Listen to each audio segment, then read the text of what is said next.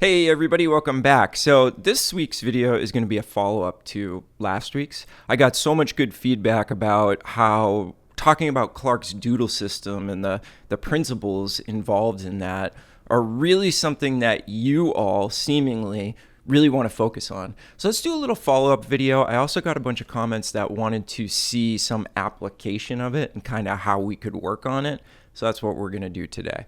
So we are going to use one of Clark Terry's melodies, one of my favorites. It's called the Snapper, and it's based off of a B-flat minor blues, but it's very characteristic Clark. One of the forms that Clark loved to write over was this really cool hybrid blues, but with a bridge. So this is one of those tunes. It's two 12-bar forms of a minor blues, then an 8-bar bridge, followed by another form of a minor blues. And this was something that he absolutely loved to use in a lot of his writing. And I love this form. It's just a great way to switch things up when you're playing the blues with the addition of that 8-bar bridge. I will leave a link to a great recording of the Snapper below for you so that you can actually practice this along with the recording. Unfortunately, I can't use it on these YouTube videos because I'll get a copyright strike and they might take the video down, and we never know what's going to happen, so we can't really use the actual recording. And we're actually not going to use the entire tune. We're going to use the opening phrase to really try to dial in our conception of how to play eighth notes in a really swinging way. So here's the phrase that we're going to use. Again, it's just over a concert B-flat minor, and it's very simple. It goes like this: 1, 2, 3.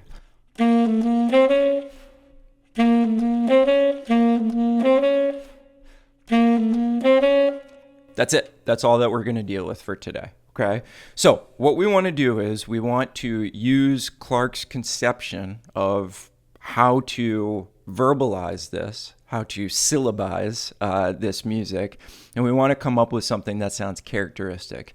So what I think in my head is doodle-ba-da, doodle-ba-da, doodle-ba-da, doodle-ba-da. So you hear I'm actually using doodle as the first thing. But remember what we talked about in the last video. We want to swallow that dull, because that's really what it's going to make it swing. So notice that I'm swallowing doodle, doodle. I'm not going doodle, doodle. That's the anti-swing that he was talking about in that last video. Doodle-ba-da, doodle-ba-da, doodle-ba-da, doodle-ba-da. So what I want to do is, once I've sort of settled on that thing where it's like, okay, well, when I sing it, I'm really swinging. It sounds really good. So here's how I work on translating my syllables to this thing, which is my chosen vehicle for expression. I'm going to sing, and then I'm going to play right after. I'm going to try to create the least amount of distance between singing and playing, and then I'm going to see how they match up. So first I would sing 1, 2, 3. Doodle-ba-da, doodle-ba-da, doodle-ba-da, doodle-ba-da. Now I'm going to play 1, 2, 3.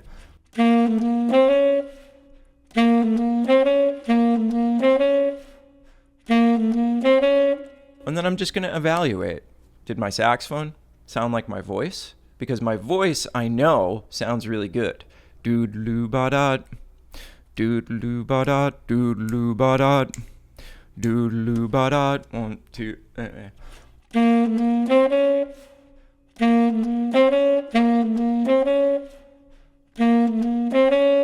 Yeah, it's actually starting to line up pretty good. So we're swallowing that second one, the dull, right? And then you'll also notice that at the end, another really characteristic thing that I'm doing is I'm using a dot syllable at the end, because that's also a really, really important part of swing phrasing, is that generally the last note in an eighth note line is a dot. Doodle-ba-da, doodle-ba-da, doodle-ba-da, doodle-ba-da.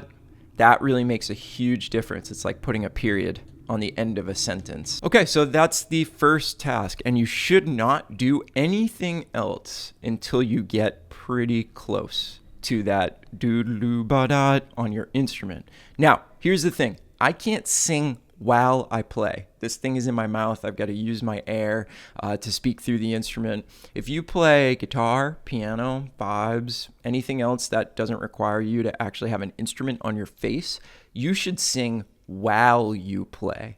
So you should sing, and then when you play, sing while you play, because that really, really allows you to hear it in stark relief, how your instrument sounds different. I'm so jealous of you instrumentalists that can sing while you play. That's a huge, huge advantage. All right, so I would just sit with that for a while and go back and forth between singing and playing. Now, probably most of you that are watching this, you don't have your instruments out, but sing with me. And then while I play, just sing again. 1, 2, sing, 2, ready, go. Doodle ba da, doodle ba da, doodle ba da. Doodle ba da, 1, 2, we play now, ready.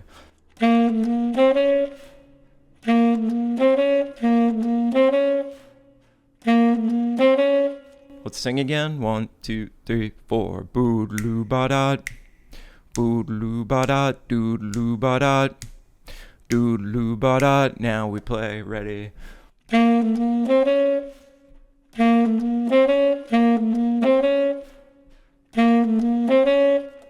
It's as simple as that. You know, sometimes the things that are going to get you the furthest are the things that are just like super simple, unsexy. We just have to sit and do this until we really feel that when we're playing, it's starting to capture that same feeling that when we're singing. Okay, a couple more notes before we talk about how you can turn this into a full-fledged exercise that's going to benefit so many things in your playing. The first thing I want to mention is that, did you notice the second time I was singing it, I actually changed the syllables? I went boodaloo ba da, boodaloo ba da. So I used a boo instead of a do.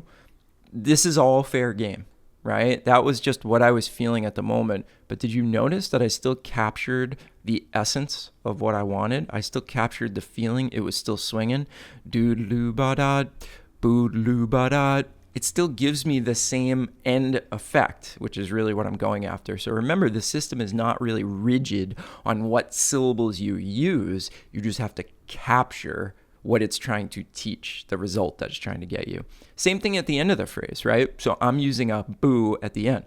Doodaloo ba da, sorry, a ba. Doodaloo ba da. Doodaloo ba da, doodaloo ba da. That just feels natural for me. But what if a do? What if another, or a da? What if that felt better to you? Doodaloo da da, doodaloo da da, doodaloo da da. It's a slightly different effect, but again, it gets us the same result, which is all that really matters. Okay, so you have some freedom in there. Do what's natural for you. Okay, so how would I turn this into, once I get that initial key happening, how do I turn this into something that can teach me a lot and even get me better at my instrument? Well, I could take this very, very simple phrase and I could move it through all the keys using the circle of fourths. And that would be great, because what I would be doing is I would still be practicing the delivery. That would be my primary concern. But now I would extend that exercise, make it a little more mentally stimulating, and I would get some 12 key work done on my instrument, which would be really cool. So we just simply take that phrase, which in a minor key is just like 1, 7, 1, 2, 3. That's it. It's so simple. But now when I start moving it around through the keys, I start to get a lot of things done on my instrument. So I'll just simply go up by a fourth every time. 1, 2,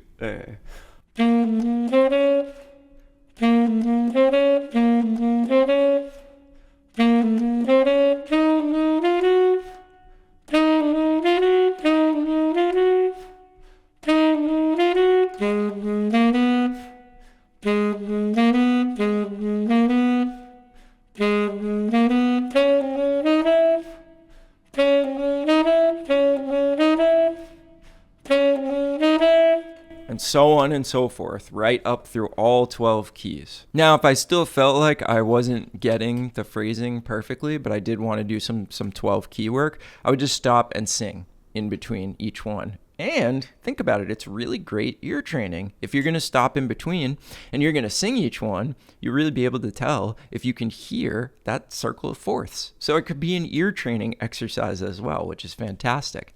I also want to point out one other benefit of doing this. You understand that we are practicing very basic rhythmic displacement here? Because think about what's happening to the phrase.